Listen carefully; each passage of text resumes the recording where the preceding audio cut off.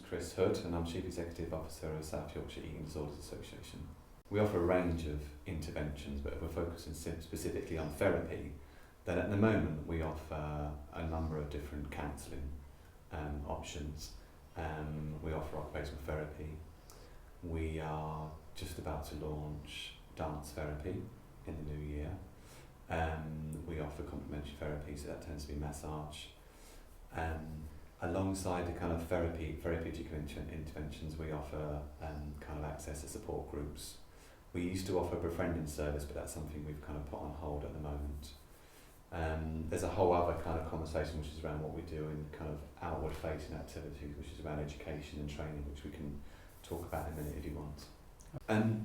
Unsurprisingly, there's a recognition, understanding that if you are serious about reducing the difficulties young people face with their relationship with body, self and food, then you have to kind of start engaging with them as early as possible. Now that can take many different forms, and we try to develop different approaches, so it could be whole group sessions around body image, self-esteem, it could be about confidence building, or it could be very specific around kind of understanding eating disorders, which kind of takes people through an understanding of both the manifestations, some of the consequences, and also importantly some of the steps that an individual could take to maybe kind of change their patterns of behaviour or thinking. But equally important is to offer training and learning to professionals, be they education professionals, be they health professionals, or any individual group that work directly with young people, because that's aimed at assisting them to maybe identify difficulties earlier, knowing what to do when they've identified those difficulties, so that again young people are accessing services at the earliest possible opportunity, because there's a wealth of evidence and out there that highlights the earlier someone accesses a service, the greater the prognosis is for a kind of decrease in problems really. So we're very much driven by that agenda, which is about reducing the prevalence of eating disorders, but also importantly reducing the impact upon eating disorder. So there's lots of statistics around if someone's had an eating disorder for 3 or more years, the prospects of them recovering are greatly reduced really, and correspondingly according to the length of the illness really. So we're very much as a service focused on accessing young people particularly as early as possible. That's not to say of course that we therefore neglect the needs of those individuals who have got an eating disorder already. We are a service that covers all ages. We've had people through the door that are in their 60s, and we've had people in the door that are kind of 12, 13. So it's very much about responding to need as presented, whilst also simultaneously trying to kind of reduce the incidence as well. I think it's kind of emphasising that point really, is that this doesn't have to be something you have to live with forever really, and whatever the reasons that led to the situation, they can be addressed really. My name is Michelle Hind. I'm the clinical manager here. I job share that role with another clinical manager, Claire, and part of our role is networking, liaising with other charities, other kind of companies, and also promoting the service. And we also have a small caseload, both of us. So Claire's counsellor and I'm occupational therapist by background, so we have a small caseload on top of that. Some of the services that we offer, so we offer counselling, occupational therapy. So some of the therapies that we offer are counselling, one-to-one counselling, and we offer that to people who have issues around food, and also those that are caring for those that have issues around food. And we offer occupational therapy, we offer complementary therapy, so massage. We've just recently done a mindfulness group that one of our volunteers has just done, which has been very successful. We do peer support, so we do a group once a month for people with an eating disorder, and come and kind of chat openly about what's happening for them. And alongside that, we do a group at the same time for carers. What I'd say is we're a small charity. We work with people with eating disorders, whether you've been diagnosed or not. So if you're having issues around food but have not been diagnosed, we can still work with you. We work with male, female, ages from, at the moment, from 14 upwards, although we are flexible with that, up to whatever age. I think the beauty of this service is that it doesn't feel medical, so you don't come in and it's not like you're weighed, and you don't feel like you're part of a kind of team that's kind of going to jump on you and say what's been going on. It's very very friendly and just asking about what's going on for you, and it's not all about food, it's about the bigger picture, kind of what's been happening in your life, talk me through kind of what's been going on for you, and really how can we help you with that. So it's not just about looking at food, it's about looking at the whole picture, and I think we do that really well. So I feel it's important to say about occupational therapy in terms of we can work with people in community. So doing more practical work with people. So when I've talked about the eating disorder, it's much more than eating, and it's a lot about confidence and self-esteem and trying to build that for someone.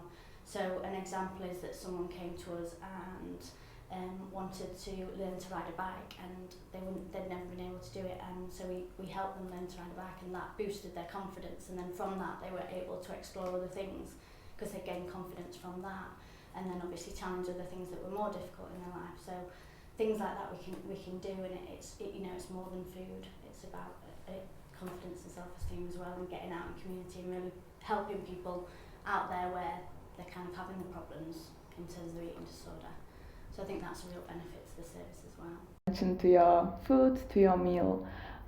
We are a society that don't really eat mindfully. We eat mindlessly most of the time because we are taught that we should eat with TV on, with computer on our desk, with a book, and we don't really pay attention to our meal or food and to some questions that are around the food, like why are we eating? Are we hungry? Are we feeling sad? Feeling angry? What are we eating? Does it really taste good to us or not? And when we are eating at 12 o'clock because it's lunchtime, or are we eating when we are hungry? And there's a lot of questions around that, and we don't really ask those questions when we are eating. And those things could help people with eating disorders and problems with eating because they don't really ask those questions when they are eating. For example, when they want to binge, they don't really ask why are they feeling like this, why do they want to eat, are they sad, are they angry. So it's a really good thing for people with binge eating disorder or bulimia, because when they are binging, they are not really thinking about why are they doing it, but they are just doing it. They are reacting to that urge. So it's really a good thing to think about the food that you're eating and why are you eating it.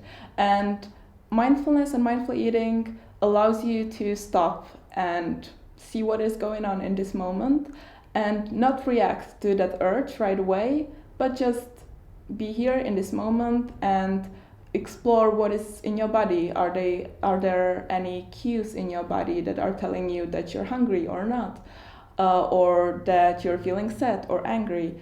Are there any thoughts in your head? Are there any emotions? And you can try to explore your whole body, your mind, and try to know if it's right time to eat or right thing to eat, if you should do that.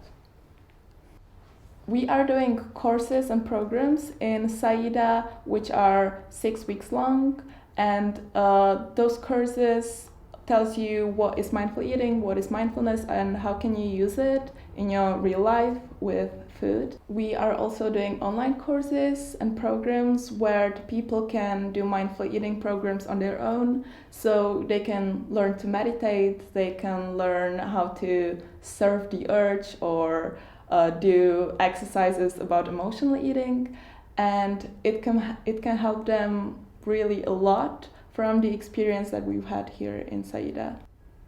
If you are a young person who suffers with eating disorder or with any problems with eating, it's really hard to be alone in this problem on your own with the thoughts and emotions. So if you want help and you think you need help, there is a safe place where you can go and you can talk to people who knows what they are doing and can help you on your journey in recovery from eating disorder. When I've been doing the mindful eating programs here, I've seen the progress of the people from the beginning to the end, and it was something amazing to see the people who were suffering all day long with those problems with eating, but not just that, with depression, anxiety, to evolve somewhere. And it was a really good feeling in my heart to see that we as an organization can help people not feel like that, to let them live their normal life without those problems.